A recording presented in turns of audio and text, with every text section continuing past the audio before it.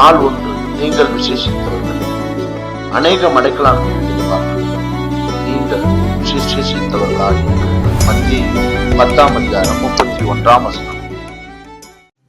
நாள் 2 பாவம் மன்னிப்பினால் நீங்கள் விசேஷித்தவர்கள்.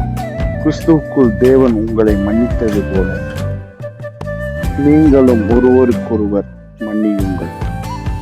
எபேசியர் 4:32. நாள் 3 புது வாழ்வில் நீங்கள் விசேஷித்தவர்கள்.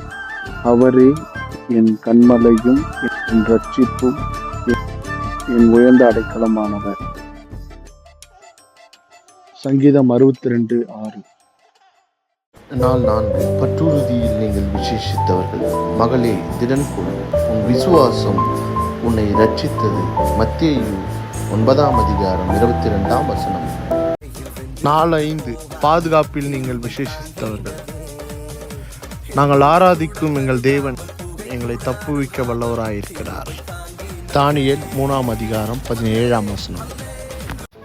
நாள் 6 பண்பில் நீங்கள் விசேஷித்தவர்கள். நான் உமது வேதத்தை பற்றி கொண்டு என் முழு இருதயத்தோடு அதை கை கொள்ளுவேன். சங்கீதம் 119:34. நாள் 7 பிறர் உறவில் நீங்கள் விசேஷித்தவர்கள். இதோ சகோதரர்கள் ஒருமித்து வாசம் பண்ணுகிறது எத்தனை நன்மையும் எத்தனை இன்பமானது. சங்கீதம் 133:1. நாள் 8 பகிர்வில் நீங்கள் விசேஷித்தவர்கள்.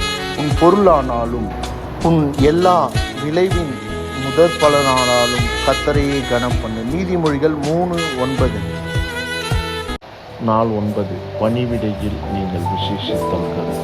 மனுஷருக்கென்று ஊழியம் செய்யாமல் கர்த்தருக்கென்று நல்மனதோடு ஊழியம் செய்து. எபேசியர் 6:8. நாள் 10 பரம வாழ்வில் நீங்கள் விசேஷித்தவர்கள். நீதியின் கிரீடம் எனக்காக வைக்கப்பட்டிருக்கிறது. 2 தீமோத்தேயு 4:8.